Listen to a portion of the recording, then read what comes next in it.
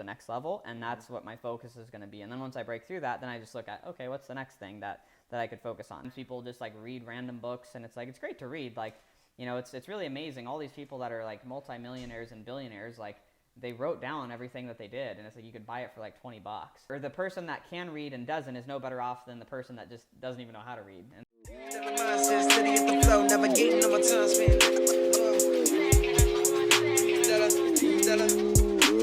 I got $1 billion mindset, steady at the flow, navigating on my time spent, letting niggas know. $1 billion.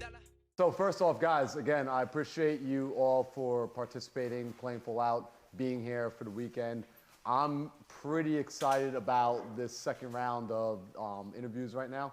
This one I'm looking forward to because this guest right here, Cody, first off, when I reached out and asked him to be a part of this, he, said yes. And for me, it was a bit of like a nice feeling of validation of like, hey, like he sees it as valuable. This is something he could be doing anything with his Saturday. Like you could be anywhere and you chose to be here. Even as we explained to him about the mindset manor and what this house was all about, when he told me that, hey, that's a cool idea. In fact, I did something like that. I was like, awesome, like we're on to something. And, I'm excited to have him here for you guys because I don't think I ever really told you this. You changed a lot in my life. That first visit I had when I came out to Arizona, you sat down and he told me a story about kind of his entrepreneurial journey, and you planted the campfire, which is something I've been running with that for the last like 2.5, 3 years. Yeah. And I got to be honest with you, like that's grown everything for me. That was a seed you planted. I give credit to you every single time I say the words campfire effect. He's a man that's grown his own business.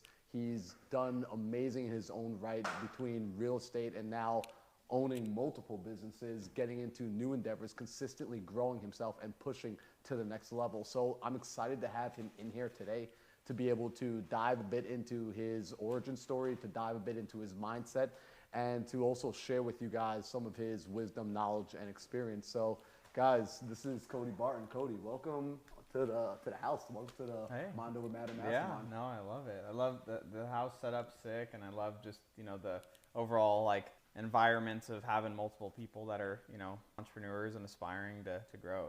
I appreciate that, man. So let's dive into your story. Some of the people here know you, some of them don't. And I know when I first got to sit down with you, you explained to me that before real estate, you had actually done business in multi-level marketing. You had aspirations of wanting more. Can you take me back there to this kind of like early Cody and what you were up to then? Yeah. So I started, like I was always an entrepreneur kind of since like in high school, basically. Like when I was like 15, 16, if anyone knows of like the power balance bracelets, that it's like, it makes you stronger and like better balance and all of that. Like that became super popular when I was like, I don't know, a sophomore.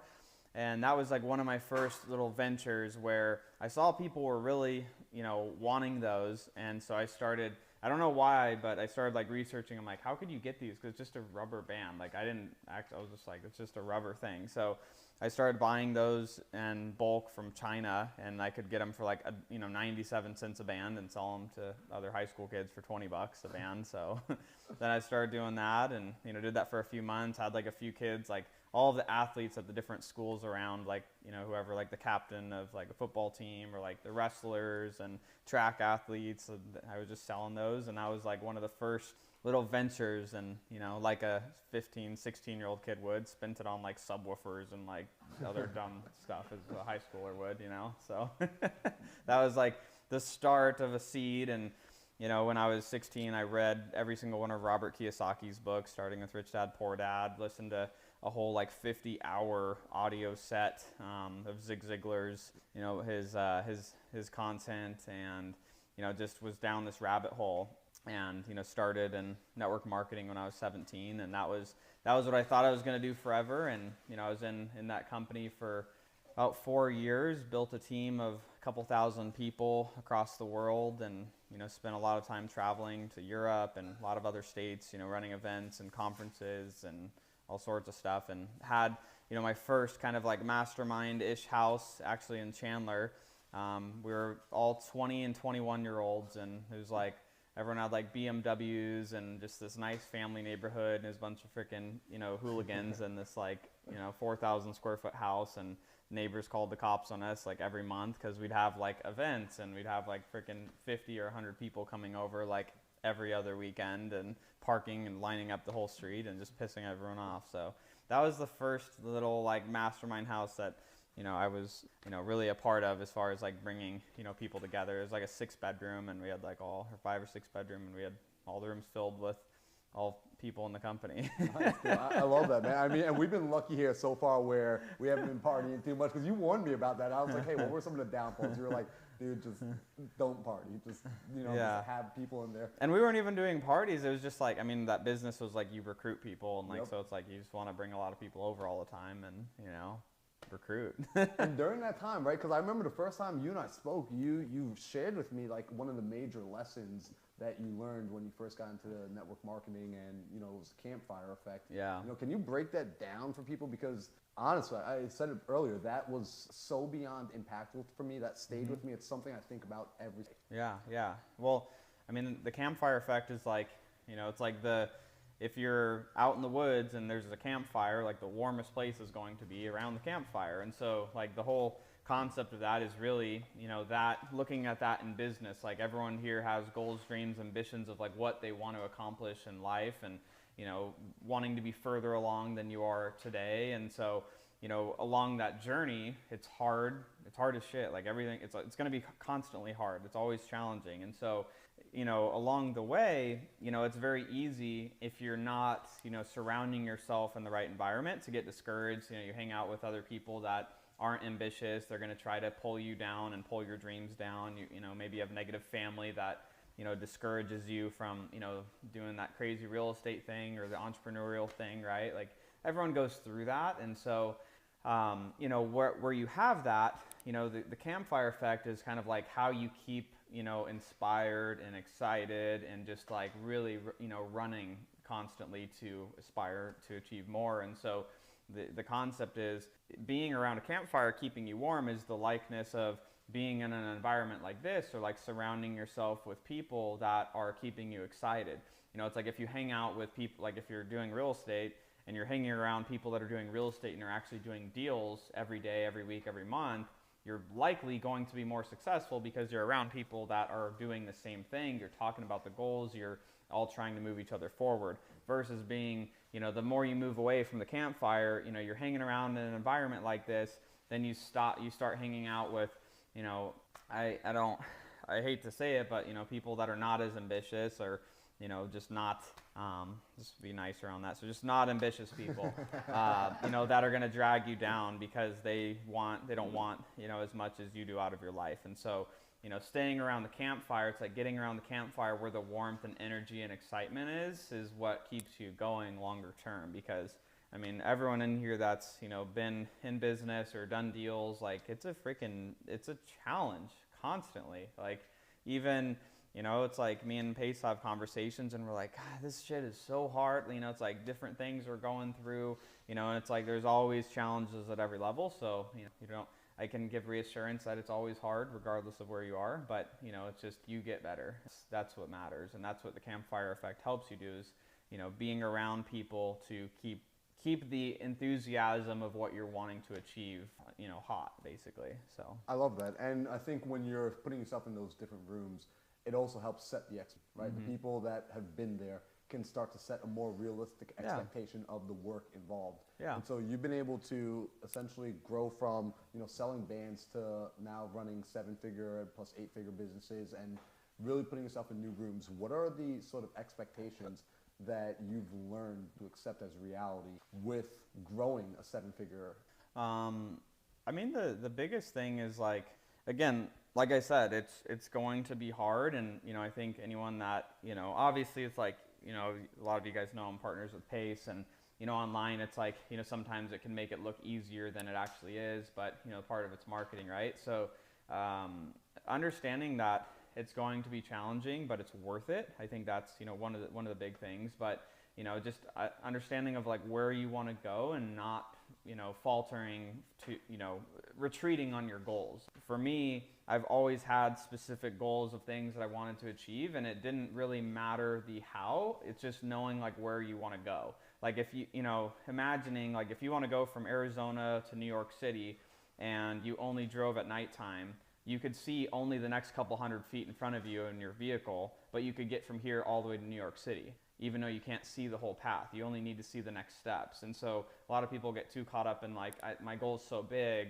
I can't achieve it because there's so many things that I have to do, but you really only need to know the next couple steps. Too many people get caught up in like, I need to know exactly what the path's gonna look like, and in 3 years from now. You really don't. You need to know where you're trying to go, and then just know what the next step is. And if you don't know what the next step is, it's collaborating with people and getting some insight of what can the next best action that I could take today that's going to move me closer towards that goal. And that's really where the focus has to be, because you can get caught up in the gap of how big the gap is between where you are and where you want to be, and it could be discouraging. And so I'd say that's definitely a big thing. People think that they're going to achieve things so much faster. The amount of times, even the mastermind me and Pace do, it's like, someone will be like, I want to, quit my job, and, I want to leave here and quit my job in 4 months. And I'm like, okay, well, how much money do you need to make? And they're like, well, I need to be making, 200 grand a year. And I'm like, okay, like, sure, you can get to making 200 grand a year in 90 days, maybe, if you're like, a very talented individual. I don't want to say lucky, but it's like talented and hardworking. Like maybe you could do that. But I think people, when they're in business, like they give themselves such short time periods, but people overestimate what they can accomplish in a year, but underestimate what they can accomplish in 10, I agree with you 100%. And I'm happy to hear you say that, because having that proper expectation as far as like a time frame and thinking in longer time horizons, I think what happens is we start to understand intellectually what it takes, what we need to do, but we absolutely underestimate how long it will take us to implement that intellectual understanding to a real life experiential ending. So for yourself, when you set these larger goals and then you're breaking it up into smaller milestones, if you will, what's your personal process for, hey, you know what, we want to go out and make this really big dream happen, but obviously I need to chip down. How are you prioritizing some of those activities? Everything always kind of comes back to, it's like identifying like what the impact of the things that you're going to be doing are. And so like an exercise that I do, and for anyone making notes on this, is you can like on the left side of a piece of paper, like writing out all of the things that you could do or that you want to do, that you think will move you closer. So like having that on like a left column, and then you could have one column to the right of that.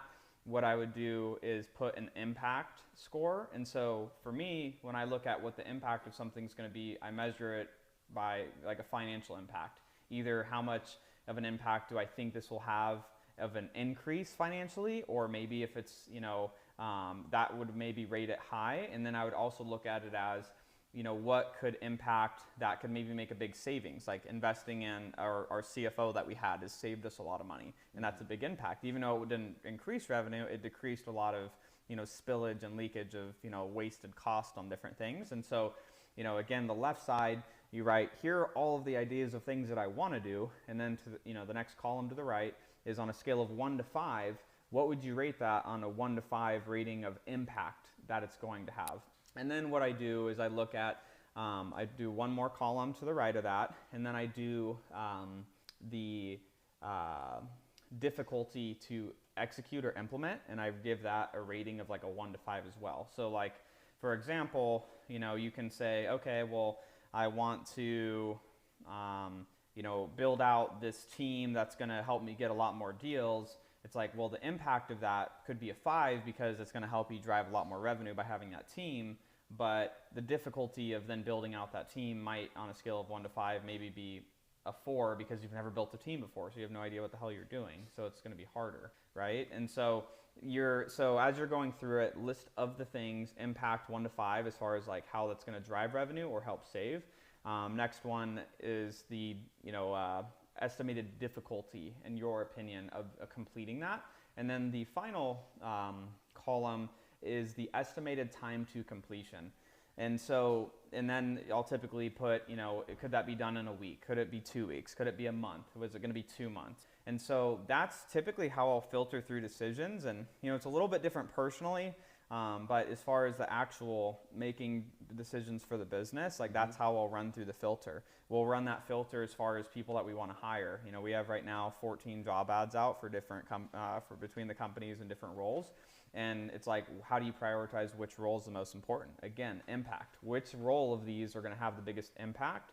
How difficult is it? Like it's easier for me to go hire a salesperson than it is for me to go hire, you know, a WordPress, you know, developer that also has an expertise in HubSpot, which is a CRM that's going to be able to come in and integrate all of these things. That's going to be a lot harder, but you know, that's how I'm rating through that. And how long is it going to take to find that person? Like I could find a salesperson in a week. That other, you know, very technical role might take me a month or 2 months. So that's kind of how I'll segment through those decisions. And then you look at what you put together and see the things that have the highest impact with the lowest difficulty with the shortest completion time. And that's what you do first, because you can execute it the fastest and see the highest impact the fastest. So I love that. And you're able to actually, I like that you have the time frame on, right? Like you understand that this activity might take me a month or two. Yeah. How long did it take you to start to dial in the length of time it was going to take you to actually accomplish the goals you set for yourself? Because to your point earlier, people will sometimes say, I'm going to create a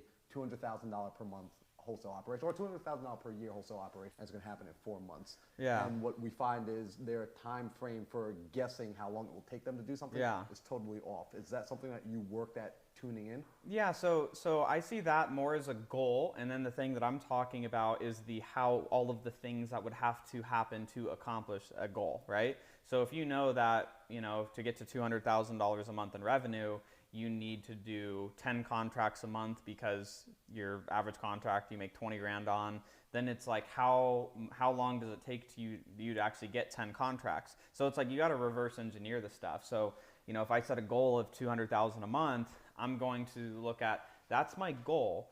Now I need to look at on average, because if you don't even know what any of your metrics are, you're just grasping at straws anyways. So it's like you need to start understanding what your business actually is, like tactically understand from a number standpoint.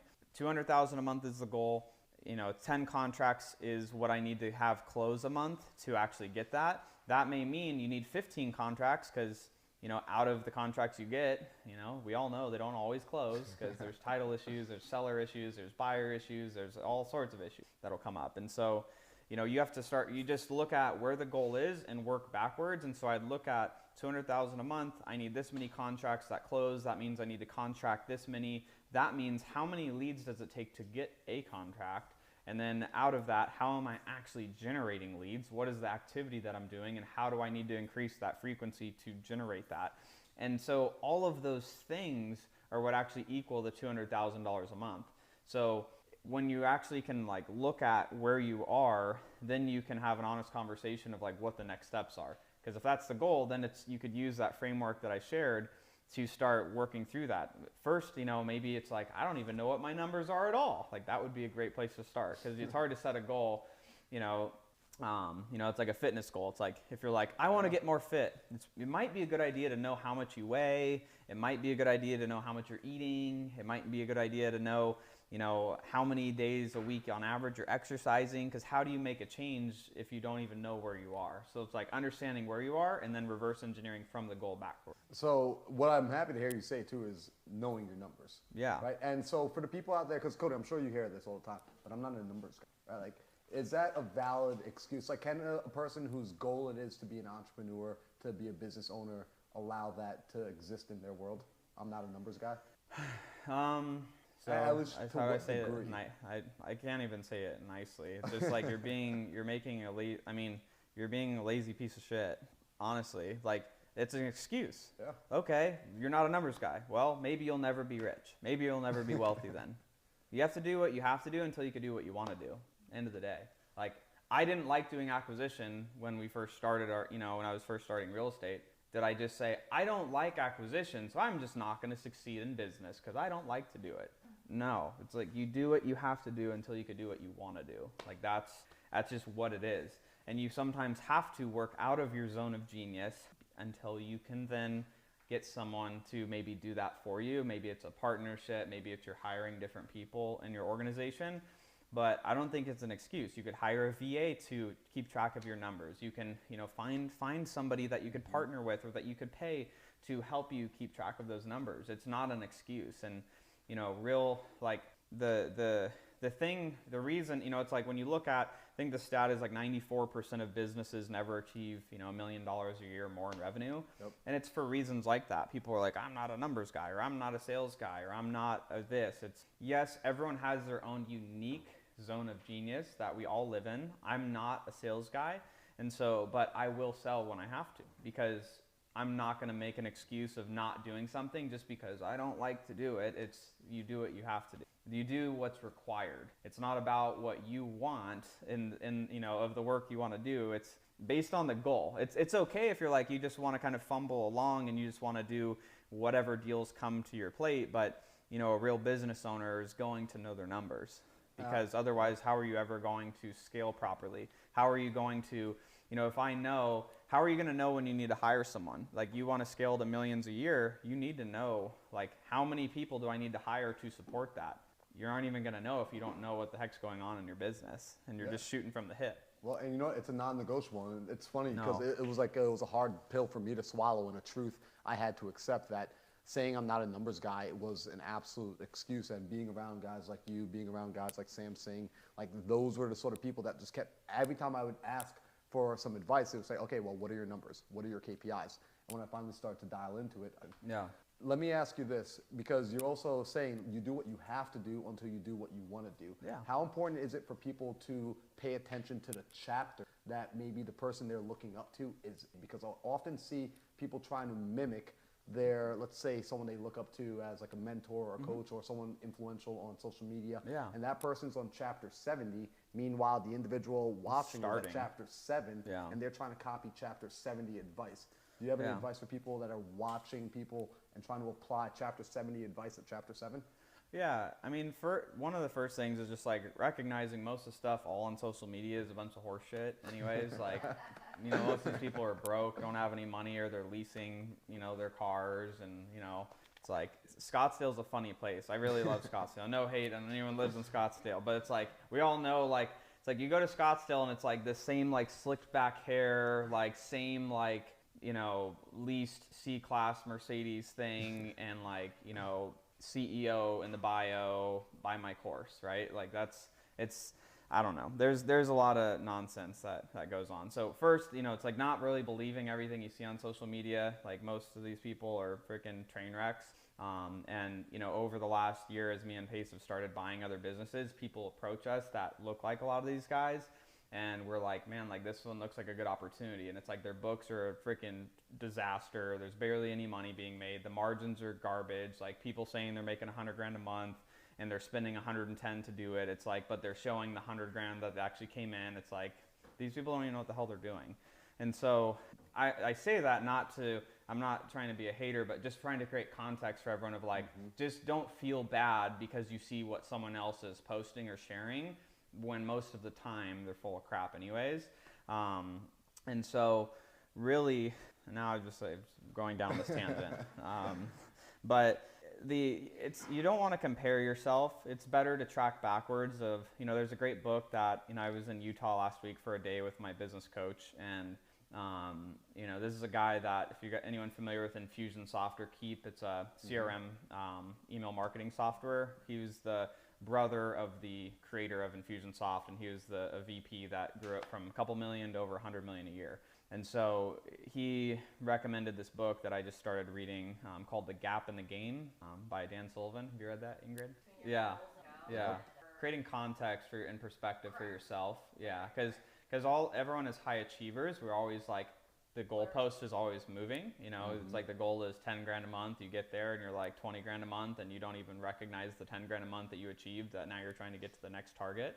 And so it's been a great book. I listened to like 3/4 of the audiobook over the last week, and he took me through this exercise when we were there, and it literally brought me to tears, because I have not ever stopped one time in the last 12 years of entrepreneurship to recognize any actual accomplishments that I've made. And so it was like this whole thing, and I was like, damn, like, that's like good perspective, you know. And it's like, I think back, you know, when I was in high school, and it's like my dream would, you know, be like, if I could, you know, one day I would love to have, you know, exotic car. And you know, it's like moving into my dream house right now that, you know, has an RV garage, a 4-car garage, a movie theater room, a casita, like all on an acre, and it's like beautiful property. And then I have, you know, a Lamborghini, and it's like, but none of that affects me. Like, I'm just like, yeah, this is cool. It's just like my life. But thinking back, it's like, I remember when, you know, I remember my first mortgage I got on a home when I was 21. The mortgage was $950 a month. And I remember talking to my dad, and I was like, I'm scared to have this payment. and so it's like, actually, you know, giving yourself, like, looking back and, you know, and recognizing like the actual progress and measuring the progress that you've made versus like the gap between where you are and where you're trying to go. It's like, obviously you want to keep moving forward because, you know, growth, in my opinion, is happiness. So you always want to grow. But looking back and like giving yourself some acknowledgement of like, you know, I have progressed a lot. You know, maybe it's in knowledge, maybe it is finances, maybe it's in health, and just like actually giving yourself that, you know, acknowledgement for the growth that you've had. And like you said, it's like not comparing yourself. You know, I used to beat myself up. Like when I started in network marketing and I was 17, 18, and, you know, I had a mentor, he was 25 and he was making 40 grand a month. And I was just like, I could barely fathom like that amount of money at that time. And, you know, I used to beat myself up then. I was like, man, like I got to work harder. Like I need to be further along. And so, like running your own race and your own journey too. It's like everyone has different, you know, priorities of what they want to achieve in their life, you know. And so, but it's been a really good book for me, and for anyone that's, you never, you know, acknowledge yourself. If you're like me like that, that's probably a good book for you to read too. Yeah, no, I absolutely love it. And you're right, like being able to acknowledge the work you came and that you did. And I want to highlight what you said. 12 years. 12 years. And we have a tendency, to your point, looking at social media, sometimes people see what's happening today and there's this mental assumption that like it just happened overnight. Yeah. It happened very quickly because maybe you talked about it a month ago and it seems like it happened now, but all the things that you did for the last decade plus is what gave you the ability to. Yeah.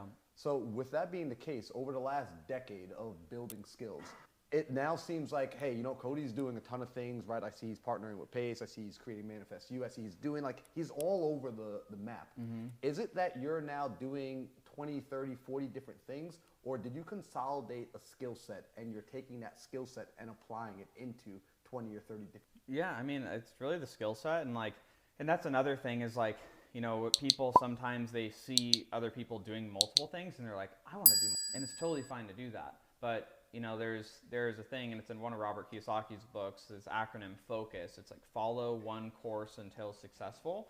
It's like creating that success in one area before you go start doing a bunch of other things. And I've seen it a lot through my 20s because I've, you know, a lot of other high achiever type friends, and like, you know, they're always on like the next hot thing. It's like one year it's e-commerce, the next year it's crypto because crypto's hot. The next year it's drop shipping this, or, you know, selling automated stores, and the next year it's, you know, Forex, and it's like the next hot thing. Like people get, you know, caught up in those things, and like the next hot thing is the thing that you stick to for 4 years at least. That's the next hot thing. You know, it's just do something for 4 years. Don't quit too soon. You know, that's the thing that people do. And so yes, we do have multiple different businesses, but I have, you know, just in the US, we have almost 50 employees. We have, you know, hundreds of people in the Philippines. Like, I'm not doing all of the things. And so it's like sometimes people could see that as like, well, Cody's doing multiple things, so I should be able to do multiple things as well, which you can, but you need to get the first thing to actually work and have a team to help facilitate that thing to work, so then you could work on the other things that you maybe want to create or do. You can't start one thing and then run over here and do this other thing, because you're going to start creating momentum and then it'll die over here. And then you run over here, you create momentum, dies. And then you're going to wonder, why is it that I'm never actually progressing? And it's because you're not allowing anything to compound enough to create the results that you're actually trying to get. And it can be hard, especially with social media. And I'm harping on that because I know, you know, most folks in here, everyone's pretty young, and it's like, you see people on you see people on social media that, you know, that are doing these things, and you could be like in real estate, and a mentor told me this. He's like, this was back when I was like 18. He's like, never quit on a hard day. Quit on the day you're happy, because then that'll make you probably reconsider quitting. It's very easy to quit things when it's like you had a really shitty day. It's like every deal you have seems to be falling apart, or like every freaking dumpster fire day, you know, of stuff. And so, you know, he told me, he's like, whenever, you know, you're very happy, he's like, that's when you're allowed to quit, because then you probably won't.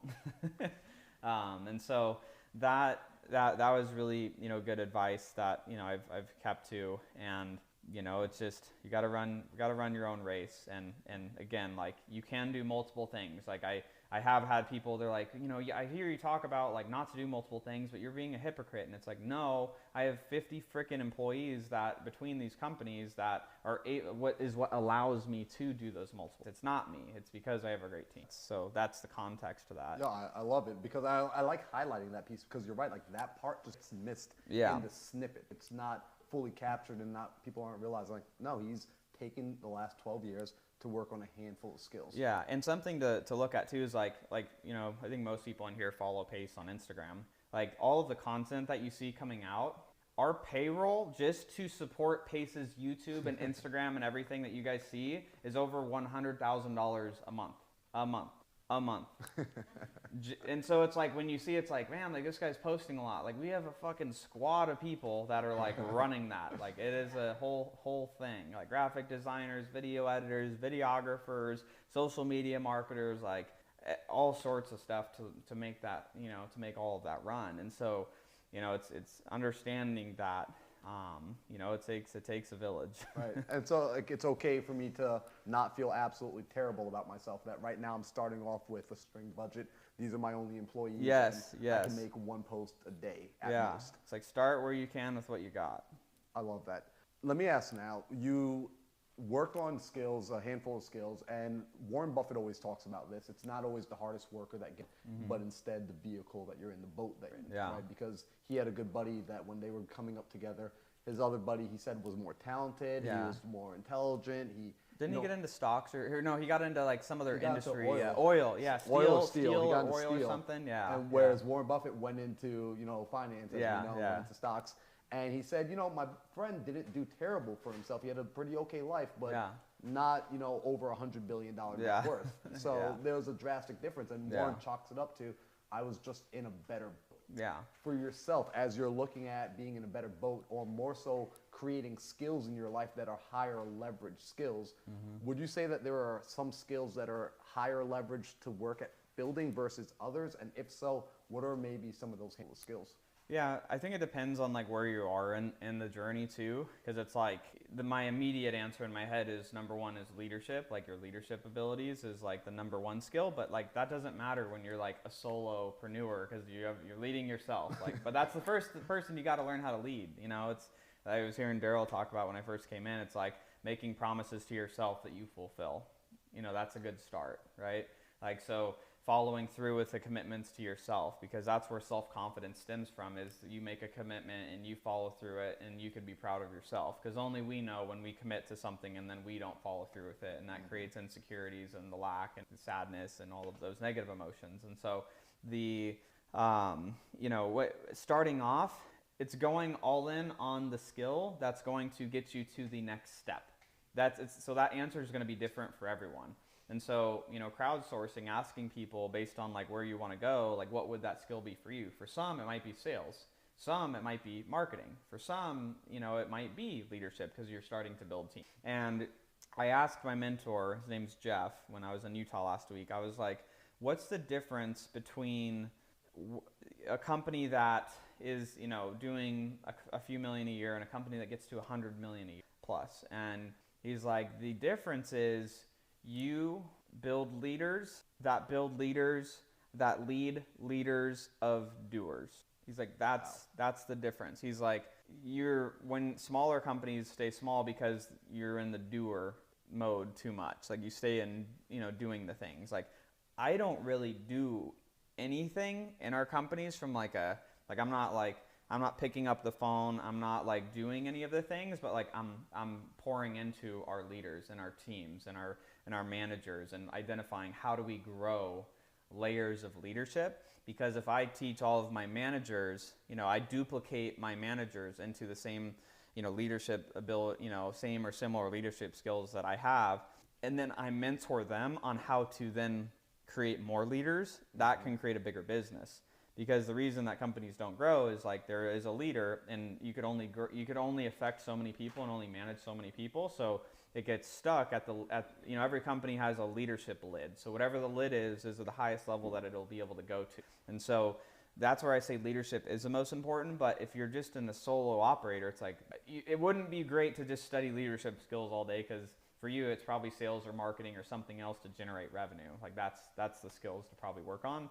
But once you're in the stage of like you're starting to build more of a team, leadership's going to be the most important skill that you can learn at that point, because you aren't doing anything anymore. You're creating what success should look like in the company, and then holding leaders accountable to executing that of what you told them successfully. Nice. And the acquisition of skills essentially come at different stages. Yeah, right? yeah. Because I oftentimes see like we identify all these skills, like, okay, I need to have these 100 skills to build like a Fortune 500 company, but trying to build it all at once. You don't want to do it all at once. It's like, it's whatever that next skill is that you need to get down to go to the next level. Like that's the next skill. That's why I don't like to say it's like, it needs to be leadership, because it would be a waste of someone's time that's just, doing everything solo right now to try to figure out how to be a great leader. Like you do need to learn that for if you actually want to build a team and scale. Yep. But it's not the most important when you're starting. It's probably sales or marketing are probably the two most important. Absolutely love that. So earlier this summer, you were out in Montana. You were participating with putting together a community event, bringing a lot of people together, a lot of entrepreneurs together. And on stage, I wasn't there, I was back in New York, but on stage, you told people that their income will not far exceed their level of permit. Can you break that down? Because I love that saying. I live by that. I believe it to be true. It's in my own personal journey. So what does that mean to you? Like, why did you share? I mean, the biggest thing is like, and I tell like our leaders in our companies now, and like Adriana, our head of operations, like I was talking to her this last week, and she was like, Cody, something that's really interesting and that I really like about you is like you're just always driving to learn more and like try to like just get better at your skills. And she's like, it's really like inspiring and encouraging to follow suit with that. And my explanation to her, I'm like, the reason that I focus on that is because we can only grow to whatever the leader is. Like no organization is ever going to go past the leader. I mean, why do most small business owners never get to $1 million plus a year? Because they're knuckleheads and they do everything in their business, and they never, like, it's people that have been in business for 20 years. I said this at the event, and someone came up to me after and was triggered by it, but it's like people, they're doing their thing for 20 years, and they're like, I have 20 years of experience. And it's like, your business has been the same for 20 years. So I would argue that you have 1 year of experience. There's no, and so you don't want to be having the same year over and over again, which is what most people do. And so that's one of the, the reasons why I always want to be learning and growing. Like I invest in having that coach, my coach Jeff. Like I don't really go to as many masterminds anymore, because I don't really gain as much as far as learning. I need more specialized learning now with where my journey is. And so like learning from him, that's been helping me, really grow in a lot of ways on leadership. And so I think people just have to, really just understand like where you are in your journey. I think it's going to be different for everyone. And when you get some of that learning, so let's say you go and you pay for a mentor, you get a book that you're reading, you're doing with whatever, how do you prioritize the implementation? Is it that you're taking in a boatload of information all at once and then like shotgunning at a wall? Is it that you get very specific and, hey, for the next 90 days or until I produce this result, I'm done working at this skill? Like, what's that kind of framework look like for you, if there is one? Yeah, I just look at like, what is the thing I'm struggling with most, and that's what I go learn about. I think too many people, they're like, even me giving that recommendation of the gap versus the gain, like if that's not a thing that you struggle with, like don't buy the book. Like only buy books for things that you are struggling with next. Like people tell me, they'll give me like a book, they're like, you should read this book. And I'm like, I'm probably not going to read the book. Like, I don't need that skill. Like, I have zero reason that I need to develop that skill. So I only read or want to learn what the next thing that I need to learn based on my journey. I don't waste my time reading books that are not relevant to me. It's like, what am I struggling with personally or financially or professionally? And what of those areas create the most pain for me to, you know, that I need to figure out how to overcome? And that's what I want to, and that's what I want to learn. So I only prioritize whatever the next thing that I need to figure out to go to the next level. And that's what my focus is going to be. And then once I break through that, then I just look at, okay, what's the next thing that I could focus on? Because I think too many times people just like read random books, and it's like, it's great to read. Like, you know, it's really amazing. All these people that are like multimillionaires and billionaires, like, they wrote down everything that they did, and it's like you could buy it for like $20, and you know, it's like, and it's, you know, some people that it's like the person that can't read is no better, or the person that can read and doesn't is no better off than the person that just doesn't even know how to read. And that's the funny thing to me is people are like, I don't like reading. I'm like, okay, I don't like, you know, having to do like some of the shitty things and work that I have to do, but you know, my goals require it. So right, you know, it's like, again, it's like people make the excuse. It's like, you know, do you want to exercise? Maybe you don't like exercising, but you know, do you want to get like heart disease when you're like 50? I don't know. You know, it's like, what do you want? You know, it's like, you have to know like what you want to achieve. And so like when people tell me that, it's like, leaders are readers. And so like within our companies, I like harass everyone on, I'm like, what are you reading? Like what in your role, like, what are you reading? And like people, if they're not reading, like they end up finding themselves eventually out the door because they're like harassed by everyone because they're not like, it's like, what are you learning this week? What are you learning this month? And if you're not, you're going to end up out the door, because part of that is as an organization grows, the person that, you know, was okay, like at say 500,000 a year in revenue in the company, now the company say does 3 million a year in revenue. That person, if they didn't grow here on the way up to 3 million a year, they're probably going to find their way out of the organization because they didn't grow with what the company requires. Because that's the thing about business, is the business doesn't care about what your skills or lack of skills are. The business requires what the business requires to achieve the next level. And so that is the thing that you have to realize. And that's even like with my role in some areas where I'm starting to become out of my element. I have to hire other, you know, talented people in some of those areas because it's just, I am not skillful enough to do certain things that I was maybe okay to get by with when we were smaller. And so it's just something that you just have to understand is, and that's also, you know, one of the reasons why, like, if anyone building teams, like, you should be encouraging your team to be growing, because if your plan is to grow and your team isn't growing here, you're going to outgrow them. And then, you know, that person that, you know, was your COO or bookkeeper or your CFO at, you know, small level, when you get to a couple million a year, they're going to, you know, derail your business and then make it plateau because they don't know what they're doing at that level. Right. So the entire organization has to be growing. It's like that saying, if you're not growing, you're dying. Yeah. Things are moving in either one direction or the Yeah. other. And a big part of that growth is the people that you bring on board, and those are the people that you internally hire. Mm-hmm. As you start to look at people that you go out to connect with as partners, potentially come, and I'm sure you probably get presented with opportunities all the time, like, Cody, I got this new business we should buy. Cody, we should do this. Mm-hmm. What is it that you look for in criteria of other individuals from a partnership standpoint when you're looking at gauging an opportunity within another human being? What are the qualities that you're like, you know what, this person, this is what we look for. This is what we identify as a valuable person who's going to continuously grow and who we want to link up with. Yeah. I mean, I have a list of questions that I, you know, like there's a deal that we're working on that we have an NDA, so I can't like share anything about the deal, but there's a deal that we're working on right now. And it's like, there's a list of questions that I'll send off and I'll have them, you know, send back. Let me see if I could just pull up that email easily.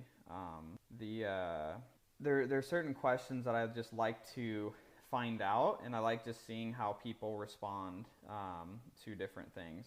And while he's pulling that up, like, guys, I want you all to think about this. You know, I said it yesterday, and I'm going to repeat it again today, that the quality of your life, the quality of your business is going to be based on the relationships that you get into your life, the business partners, the employees, and also something, and hopefully we'll talk about this a little bit, the quality of people you're going to be able to attract and hold within your sphere is going to be determined based on the standard you hold yourself to. So very much back to Daryl's point of becoming the man that or woman that honors the commitments you make to yourself, because why should anyone keep promises that they make to you if you don't keep the promises you make to 100%. And there's it was actually Dave Ramsey said this. He actually has some really good stuff on leadership. He has some good talks on it. But I know most people, I know most people are like, freaking Dave Ramsey. But he actually has some really good leadership talks. And like one of the things that it cracks me up, but like I think about this is like, especially when you're building teams, is thoroughbreds don't want to hang out with donkeys. And it's like, you bring people into your organization that are donkeys, and then like your great people are going to want to leave, or great people you want to attract don't want to come because they're like, this is freaking riffraff that you have in your company. I don't want to be there. So it's like it is become the person that it's like, what does the person look like that runs this type of business look like? It's like asking yourself that question. But some of the questions, I mean, there's a lot, so I'm not going to go through all of them, but one of them's like, why would you even be interested in partnering with us? What does a successful beginning, middle, and end look like for you? Like if we did partner, what is a successful beginning? What does it look like, as we're working together? And then like say we sell the business or whatever, like what is, I want to see what their thoughts are. And then I'll ask them another one's like, what are your core values, as an individual? And how do you see, yourself living these out? Like what does that look like to you? It's big. What does a successful outcome look like, if we do end up moving forward? What does a successful breakup look like? Say it doesn't work out, how would you want to see that go down? And then, going into like specific roles, responsibilities, what would you want us to bring to the table?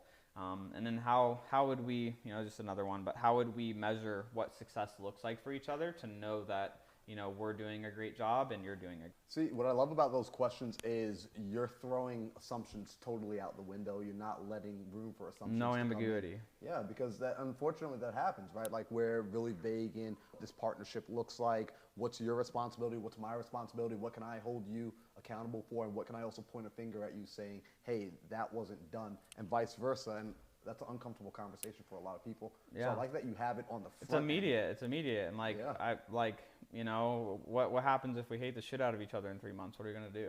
How are we going to handle that? And I imagine those are questions you also ask yourself as well. Like as you like to gain the right to ask another person those sort of questions, you also have to ask them. Yeah. So let me ask you this. Right now you guys are out there, you're acquiring businesses now, which is pretty cool. It's pretty new. Similar skill set to acquiring real estate, just, different due diligence, if you will. What do you see as what's like the future plans as far as that you feel comfortable revealing that like, hey, this is kind of the next target or the next mountaintop that we're excited to? Yeah. So, I mean, for me, I love business. Like I have always loved business more than like real estate in particular. So, real estate was just like the vehicle that I've used. And, it's like Pace, he loves real estate. For me, I love this. Like that's more so. I love building the teams. I love the operations. I love how a company organization works together and how, all the pieces come together to create something. And so for us, it's really, we're building the back office team to be able to acquire different businesses. And, I'm putting together basically what it looks like, when we rehab any of these companies. And we're not, buying companies that are like, just hemorrhaging and losing tons of money. It's like we're buying companies that are already profitable. But, how do we go into them and basically, have my head of operations, our CFO and our finance team and our HR team be able to go in, and our technology team to go in. We close on a business and it's like, all right, technology team's going to do this. And, HR team's going to do this, finance team's going to do this, and, just like plug it in and then like put it through the process. And so just, working on building some of these businesses, and, just continuing to grow them. I mean, some that we might sell in some years, but most of them we'll probably be keeping to hold on to for longer term. Like in Arizona specifically, we're really wanting to acquire some home service stuff. So we could have like a plumbing and HVAC company and electrical, a handyman business. So one, it could serve all of our rentals and then, the community around us here as well. And then, be able to grow those and vertically integrate and do more of that. I love that. And like, I'm hearing the same framework as far as, it's like the same concept of we've got these pre-existing things that we've already built. Yeah. And we're not running out to build more new things. We're taking the existing skill set, the processes that we know, the systems that we understand, and we're bringing things in as we have the capacity to then attach and grow what is our core. We're not going out and getting new cores. We're growing the core. Yeah, 100%. It's just, it's like we have literally like a Monday board. It's like, this is all the things that we need to do with any company we come into in the finance area. This is everything we need to do in HR. It's like, here's all the HR docs that we're going to implement. Here's how we're going to integrate payroll. This is how we're going to get benefits set up for all of the employees. Like, just all of the things. Like, we just have checklists that, when we buy it, it's just go through the steps, do the things. No, I love that. So I want to ask you one more question, which is, let's imagine Cody now gets to travel back into like you going back 12 years, 15 years, you're hanging out with, let's say your 16-year-old self, you got 30 minutes on a park bench. What is it that you're trying to, 16 minutes, like what are you trying to let him know and say like, hey, I want you to concept, it might have to get us there faster while also enjoying. Yeah, I have a hard time on that because it's like I wouldn't change any part of the journey because it's like that's now what all the things I know now are from all the things that I've learned along the way. So I don't necessarily know if I'd want to change anything, but more so like, just keep like the path that you're going down is the right path. Like be certain about that. I would say that's the big thing I would tell myself is like you're going down the right path, and be okay to make all the mistakes that you're going to be make, and don't judge yourself maybe as much for some of the mistakes that you make along the way. And it's okay to just lean in on the skills that you're good at and just become great at those versus like trying to be like okay at a lot of different. I think that's something that I think a lot of people get stuck on too, is like everything you see on like social media or online. It's like you need to be a salesperson or you need to be a marketer, and if you're not, you're a terrible person and you're going to be poor forever. Like that's I mean, do you like right? Like that's everything on social media. It's like gotta be a closer, or like gotta be a world-class marketer. And it's just not true. Obviously, if it's like that's your zone of genius, like you should go all in on that.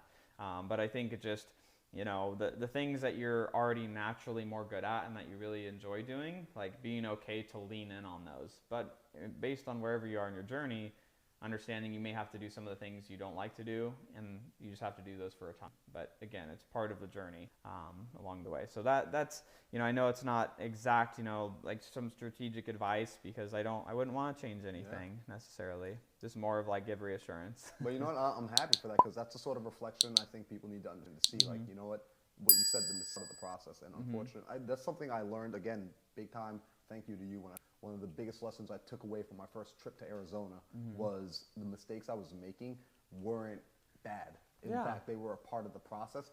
And when I was home alone in my bedroom making calls and trying to figure this out all on my own, I thought every time I heard no, every time I was that I was doing something wrong, only to come and find out after connecting was moving closer.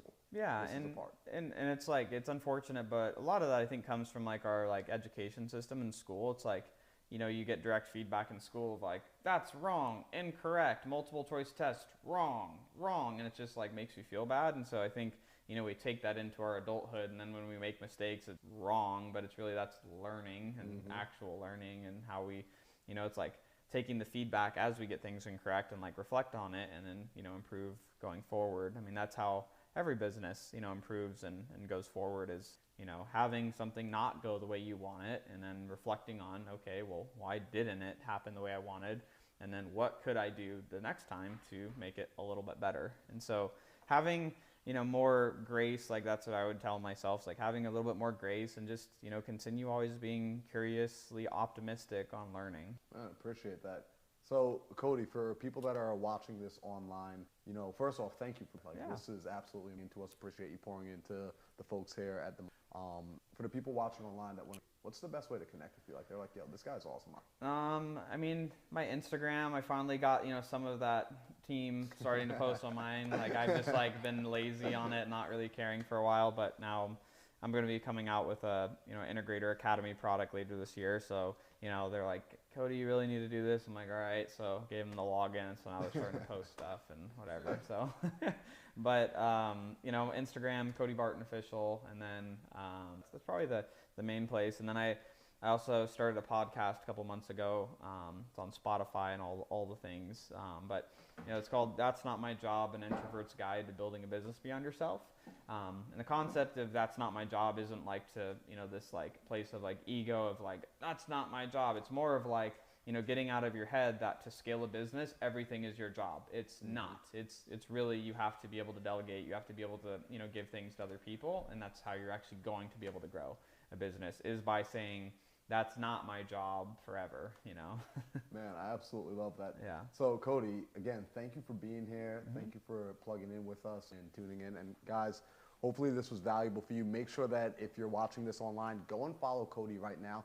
And do me this favor, make an Instagram post. I want you to write your key takeaway and tag Cody in it, tag myself in it. I want to hear what you learned from this episode. So Cody, man, appreciate you.